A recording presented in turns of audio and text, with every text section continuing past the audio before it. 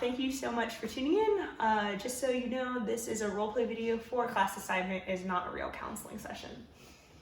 Well, thank you so much for coming in today. I really appreciate it. This is kind of our initial assessment for you guys. So we're gonna just take some time to go through kind of the therapy process, kind of break down what issues you might be having, what problems, and then kind of at the end look towards goals and things like that.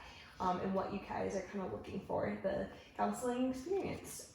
So if one of you guys would like to start off by just saying your names and then your age and how long you guys have been married. I'm Lauren Knox. I'm 26.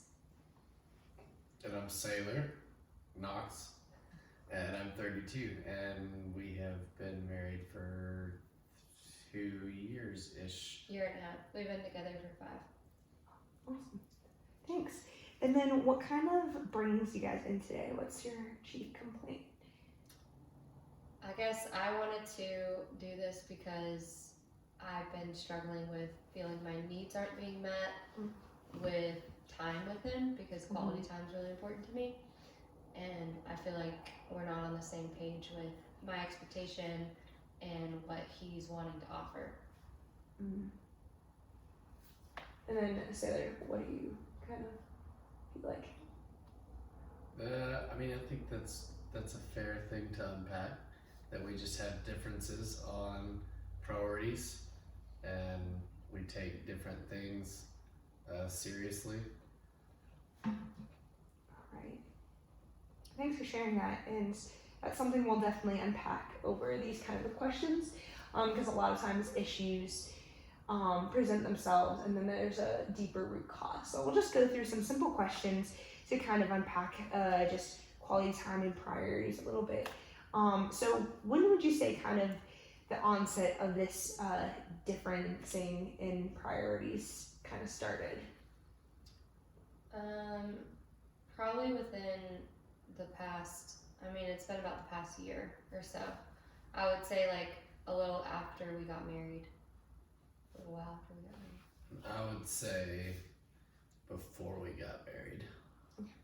I would say probably about 3 years ago, we started kind of heading in different directions on prioritizing different things. And that like the first couple years, we really didn't have any like struggles being on the same page. We were pretty much on the same page all the time, just like living on a whim, doing everything together and going different places and doing different stuff and hanging out with different people, and like every day was kind of like that. And then after 2 years, it just slowly trickled to where we were kind of just living our own lives, doing our own thing, and then when we were home, we were home. So you would say that was before you guys actually got married? I think so, yeah. Alright. And then for each one of you, what does kind of drug and alcohol use look like in your everyday life? Well, I'm pregnant. So obviously, yeah. But prior to being pregnant, Darn. since apparently the issues have occurred prior to my pregnancy, before, I don't know, probably like 5 to 8 drinks a week. I enjoy drinking, but like I don't by any means use it as a crutch. I just do it as kind of like an enjoyment, leisure activity, and to reduce stress, like in sporting events. That sounds weird. In pool. Right. So you would say more of social kind of drinking. Yeah, it's just a social thing. Yeah, I could, if I had to quit drinking right now and never drink anything ever again, like it wouldn't really faze me too bad. Alright. And then any kind of drug use? I guess you could count cigarettes. It's kind of a stress reliever, just an anxiety neutralizer-ish. Alright. Yeah, thanks for sharing. And then kind of looking on the mental side of things, have either of you guys struggled with any anxiety, depression, or any of those sorts of matters? I was diagnosed with depression 3.5 years ago, but it hasn't been an issue lately. Which is funny because I feel like we've alternated them because I do feel like I've felt a lot of anxiety and depression lately. But I've had a lot going on too outside of our marriage, contributing factors to that between work and family member passing and all of that stuff. And so, Yeah, that can be a lot. And Lauren, did you take any medication or anything? Yeah, I was on antidepressants for about 6 months. And then I got off of them. And then would you say that they improved your state of being? Arguably no. I took them because my doctor wanted me to continue taking them to regulate, but never felt like they were helping. But the depression was due to a medical situation. It wasn't necessarily like brought on by the stresses of the world. It was strictly hormonal with some birth control that I was using. So once I got kind of out of that and everything I had done, like got out of my system, I was good to go as far as the depression was concerned. And then what would you say kind of some of those symptoms for each one of you in your kind of depressive state? Was it isolation? Was it constantly feeling tired, sadness, things like that? I definitely have like a constant fatigue, no matter how much sleep I get. I can be a little sleep or a lot of sleep. I have like a fatigue all day. Small things seem like big things as far as like challenges during the day. Just like little things like my clothes laying next to the bed, like the ability to just put them in a basket or take them across the house. Just like little bitty stuff just kind of builds up and it turns into just a mountain of little stuff that's overwhelming. So you just don't do it, you know. And then work, like at my job, you know, it leads to like avoiding real responsibilities and wanting to just kind of isolate, like you said. Yeah, for sure. And then anxiety once you're isolated, because then you're isolated and you're in your own thoughts, and so then you feel anxiety in that moment and you start to think about all the things that either stress you out or scare you or overwhelm you. So then you fix that by surrounding yourself with people and staying busy and keeping tasks going all the time.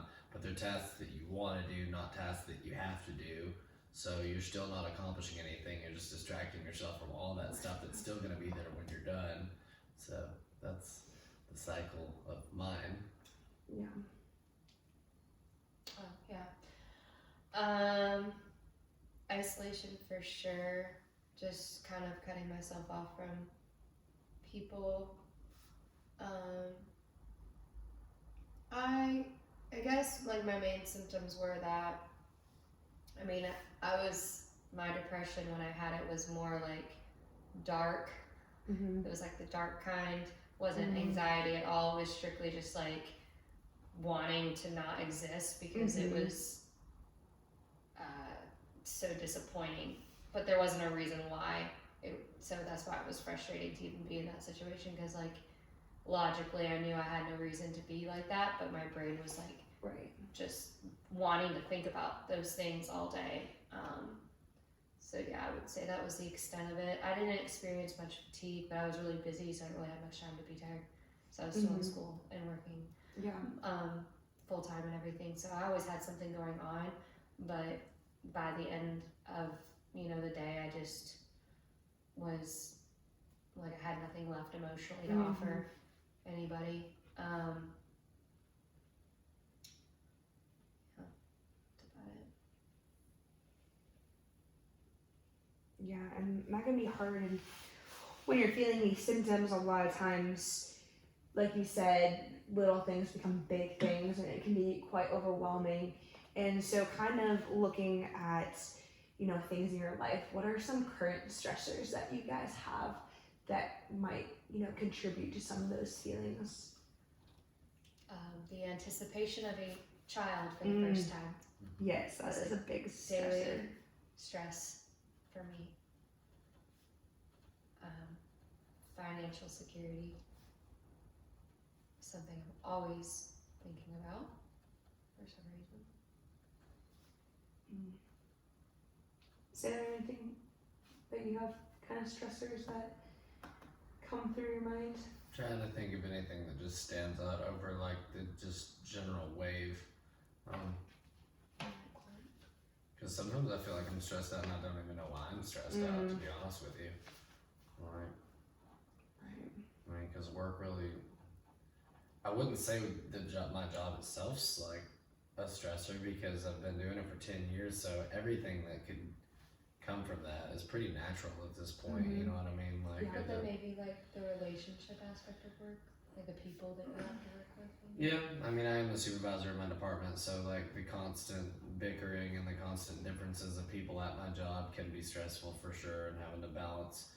I mean, I work with a bunch of female, like there's mostly women at my job and everything, so I feel like it's an emotionally tense environment more than other places I've been, you know what I mean? And so I'm constantly riding a wave of like someone's emotions that are off all the time, and battling doing things that I know other people want me to be doing versus what I want to be doing, you know, is like a constant thing. So I feel like I'm trailing off from the original question though, which was what was the original question? What are your stressors? What are my stressors? Yeah. Yeah, I guess that's the biggest one for me then, is like the battle always of like making somebody else happy or making myself happy. You know what I mean? Like that's my biggest stress all the time. Yeah, kind of like that.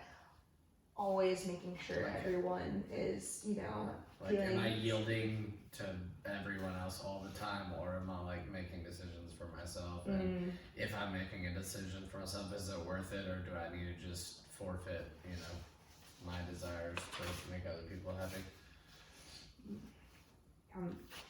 Yeah, thanks for sharing. That can be really hard and can definitely play in a lot of factors of just how you're feeling emotionally and physically is just the external stressors that you have going on in your life. And so kind of looking on more the physical side of things, do any of you guys have any allergies?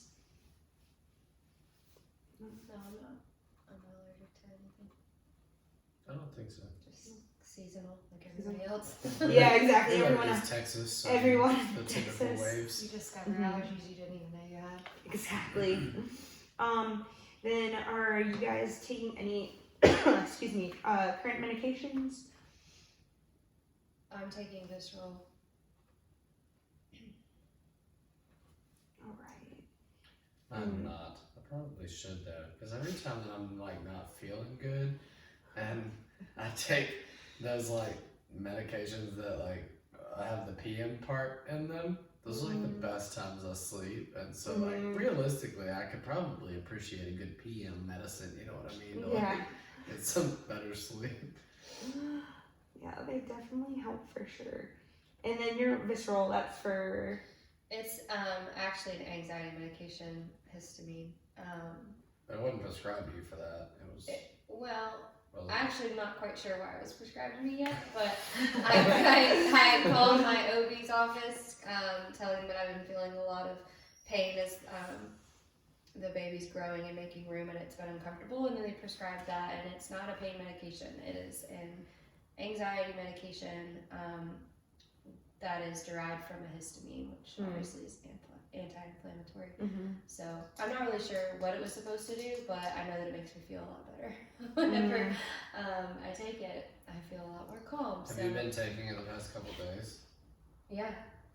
I didn't take it, okay, we're kind of getting off subject here. I didn't take it on Sunday I took some last night because I was sick, so I didn't take any when I was sick. Did you take any before dinner when we went to Red Lobster? Okay, makes sense. And then you took some after? No. So the next night? Yeah, no, last night. I took some last night. Okay. Don't go to sleep. Oh, nice. I'm glad that you're showing that it is showing some signs of helping you sleep, because I'm sure that helps you feeling physically a little bit better throughout the day. Have either of you guys had any hospitalizations or operations that were major? Like time frame on that? Like ever? Or just like in the past year? Just ones that are pretty notable. No, we both have been in motorcycle wrecks, but we weren't really that hurt. My car accident was like 6 years ago, so I wouldn't really. That was a pretty drastic. I mean, she had. accident, but- We went to like one of the little emergency yards because she had the first time she got diagnosed with COVID. Like she was feeling really bad, and we went and got medicine and stuff. So. But no procedures, no overnight hospitalization. And then no major medical problems or anything. No. What you would call pregnancy a problem. And we're done. I think it might be a good problem to have though. It's not the worst one on the list. No, not the worst one. And then kind of looking at the social side of things, in education, what is kind of your highest degree of education for each of you? My bachelor's degree. Bachelor's. And then if there's like some college blank on there, you can go check that one for me. High school completion. And then I've got a lot of technical stuff like can CE hours and training from work that I'm consistently doing just all the time every year for my profession. So that's just kind of tailored around my employment. And then this question's a little personal. What is kind of your sexual history before you guys?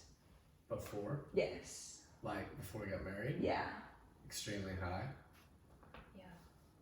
Well, that's not fair. It's not like Pretty fair. right before we got married. Mm-hmm. Like the first 2 year time when we would do everything, Mm-hmm. that was part of that. Mm-hmm. Yeah. What? Like we were way more sexually active like in the first 2 I years. think you're not talking about us though, right? You guys individually, and then before you guys. Yeah. Yeah. Before we got.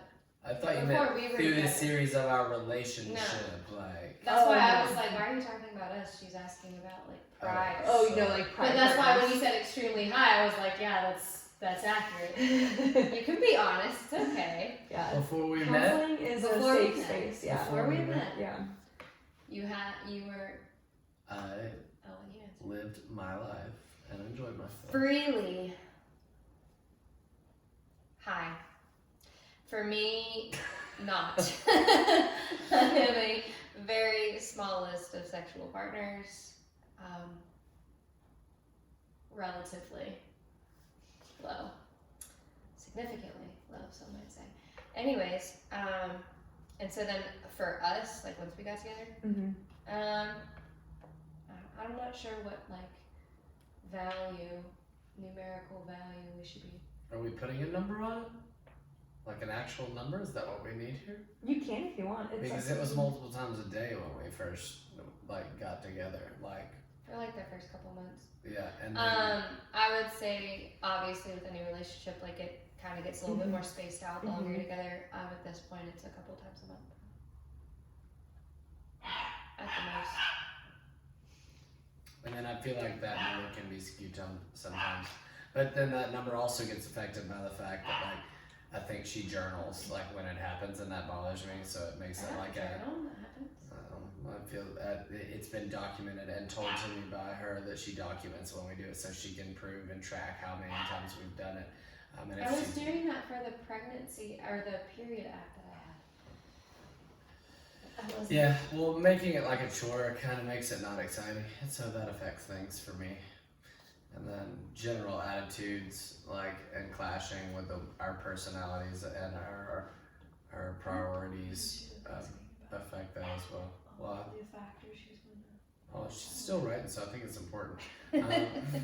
She's writing because you're still talking. I mean, there's a lot of factors that affect it. So I mean, like I feel like we're gonna get to that. So if we're not on that question yet, I'm just gonna go ahead and get to that for you. You know, because like. No, it's good. Yeah, it's good to, Well, there's real numbers, and then there's the numbers we think are in our heads. And I feel like me and her disagree often on like reality versus what it feels like. And like I feel like if it was actually being tracked consistently, it's more than she thinks it is. But It's a few times a month. And then were either of you guys previously married before you I guys got was. married? Did you know that? In one of our previous sessions, have we She's our discussed third. that? This is our first session. Okay, this is our first session. That's right. It's just. And then how long were you married before? How long did that marriage last?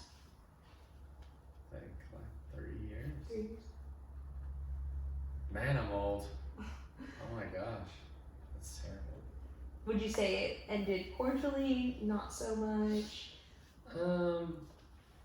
I mean, like by the end of it, like it was a cordial thing. Mutual. Yeah. Mutual. Mutual. Yeah. Fantastic. So we've definitely gotten a ton of information. We've kind of got hitting a lot of different areas, you know, mentally, emotionally, physically. And then I guess the last question is kind of going over this overview of just a little bit of a history and gaining knowledge is what would you say kind of religion and backgrounds do you guys kind of We share the same. Christian.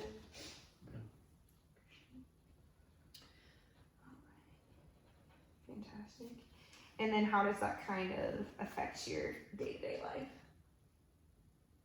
It doesn't as much as it should.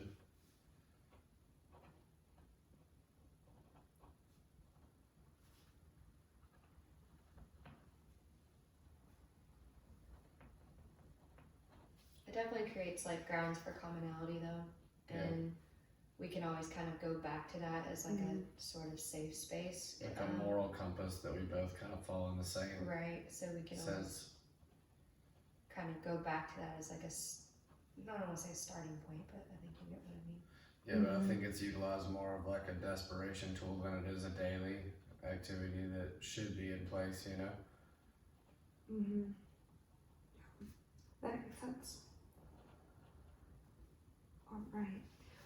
Alright, so I know we discussed a lot of information and we can kind of just take time just to think about everything that we said and mentioned and kind of going back to the quality time aspect. What are some things that you kind of want to look for in solutions? What do you kind of want your goals to be at the end of these sessions and kind of looking for? Peace and no stress. And not feeling like I'm being pulled in any direction necessarily.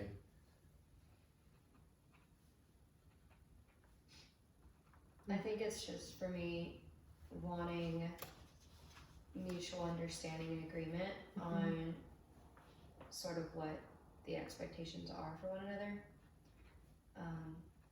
which kind of just circles back to communication. So Better being able communication to- in general, I feel like we can agree on that for being sure. able to effectively communicate what each of us needs and the other one Be receptive. be receptive, not only just by listening but by doing as well.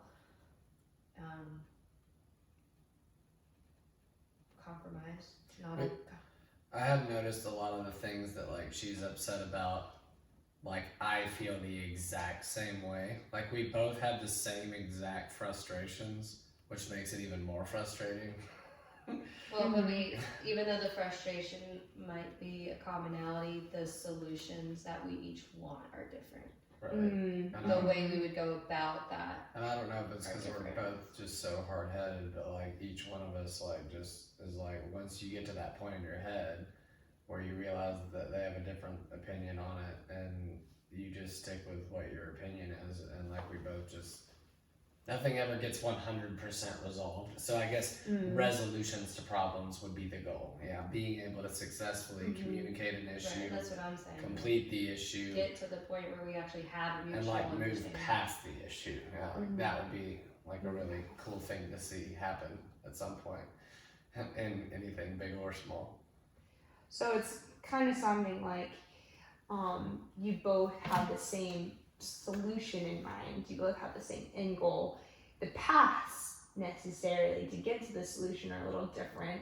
So that's where the miscommunication happens. Is, you know, one, you might have the same goal, the same destination, but since the paths look different, it might look like the other person's route isn't the most efficient or the that best. creates stress, yeah. Like the baby room, for example. Like if you want to simplify it into something that you can picture, like she's stressing about like the baby room and getting things ready and all that, and like certain things to me seem easy, and like I don't stress about things like that until she brings it to me, and so then it becomes a stress that's in my head that wasn't there before and gives me anxiety. But I mean, things like that I look at like I'm gonna do that when it's the appropriate time, and I just kind of have an overall vision in my head of how like I want it to go, and so but she'll call me and let me know consistently like, hey, this is bothering me, this is stressing me out, this is stressing me out,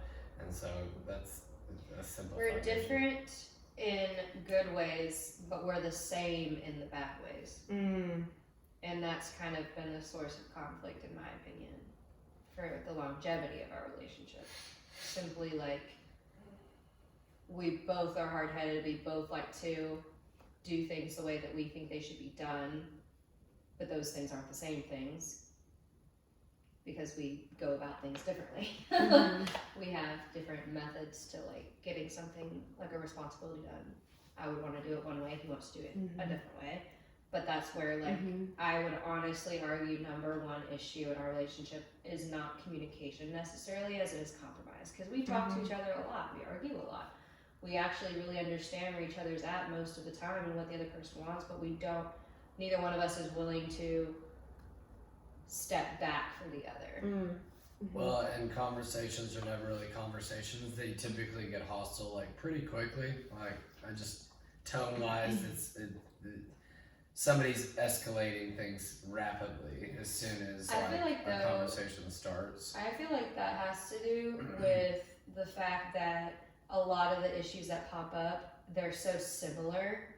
So it's like we jump to the part where we're really irritated because we've been in that space so many times with that particular problem. Well, and I know that I can do it too, but I feel like she'll bulldoze the conversation sometimes because of like her irritations with whatever the topic is or how she feels about the situation.